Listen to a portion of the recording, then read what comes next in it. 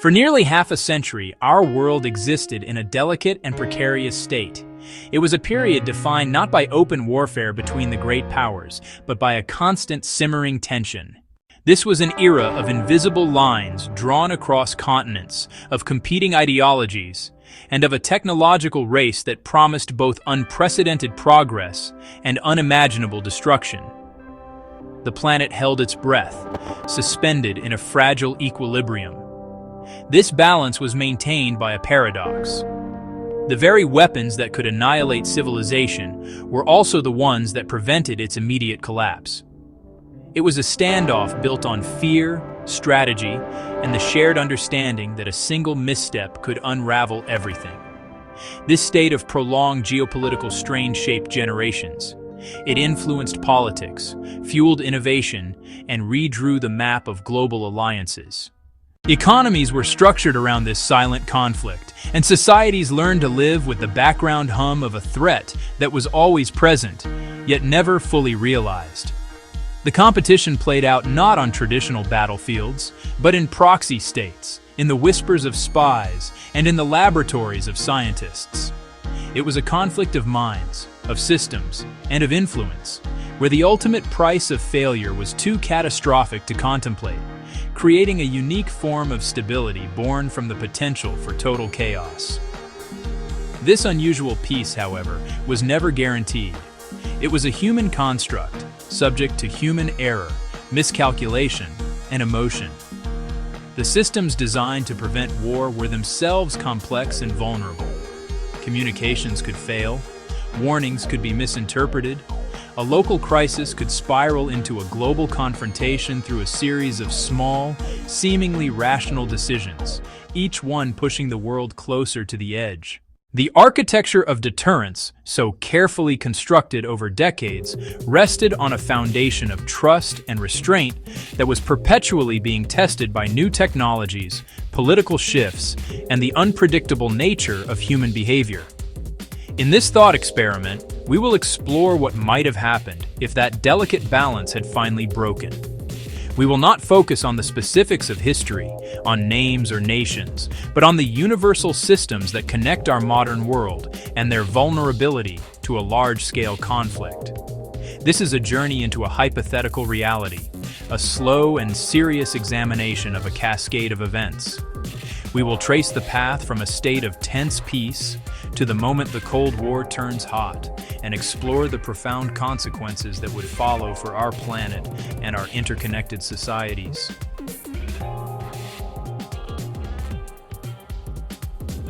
To undertake this exploration, we must set clear boundaries for our inquiry. Our purpose is not to sensationalize or to dwell on the graphic details of destruction. Instead, we aim for a calm and analytical perspective, much like observing a complex natural system under stress. We will adhere to a strict set of rules to maintain focus and clarity. We will avoid the banners and symbols that divide us, refraining from using national flags or naming specific countries. The narrative will remain abstract, centered on the mechanics of a global system rather than the politics of individual actors. This allows us to see the bigger picture, to understand the universal principles at play. Our lens will be turned toward the vast, intricate infrastructure that underpins modern life. We will show the world from a distance, as a single interconnected organism. The imagery will be cinematic and realistic, focusing on the abstract beauty and fragility of these systems, encouraging contemplation rather than a visceral reaction to the spectacle of war. Our pacing will be slow and methodical. There will be no rapid cuts or dramatic montages. Each scene will be given time to breathe, allowing for a deeper immersion into the scenario we are building. The goal is to create an atmosphere of thoughtful reflection, a space where we can consider the profound implications of such a global event without the noise and distraction of a conventional war narrative.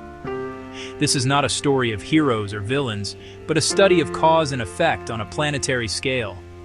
Ultimately, this is a what-if scenario designed to illuminate the present.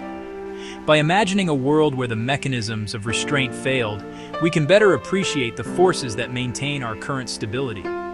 It is an exercise in understanding the interconnectedness of our civilization and the systemic risks we face.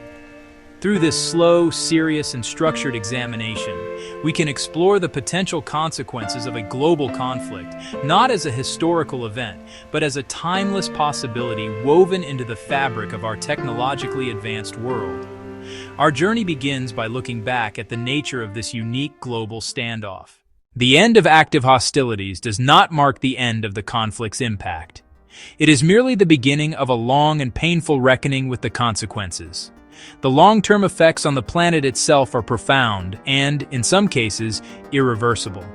The widespread use of advanced weaponry, even if limited and conventional, leaves behind a toxic legacy. Damaged industrial sites, chemical plants, and nuclear facilities release contaminants into the environment. These contaminants seep into the soil, pollute the air, and taint the water. The planet's climate is also altered. The immense fires from burning cities and forests inject vast quantities of soot into the upper atmosphere, partially blocking sunlight and leading to a period of global cooling. This disrupts weather patterns and upends agricultural cycles worldwide, triggering widespread crop failures and famine. Societies that survive are fundamentally reorganized. The collapse of the globalized economic system means that self-sufficiency becomes the primary driver. Communities are forced to turn inward, relying on local production for food, water, and security. The loss of accumulated knowledge is perhaps one of the most tragic consequences. The destruction of digital archives, libraries, and universities represents a great forgetting, a severing of the link to our collective past. Generations of scientific progress, artistic creation, and historical record are wiped out. As we step back from this hypothetical precipice, we are left not with images of fire and ruin, but with a profound silence. It is the silence of the systems that failed, the connections that were broken, and the future that was lost. This thought experiment was not an exercise in predicting the future. It was a meditation on the fragility of the present. It sought to peel back the thin veneer of normalcy to reveal the intricate, interdependent systems that sustain our world, and to quietly observe how vulnerable they are to old, persistent patterns of human conflict.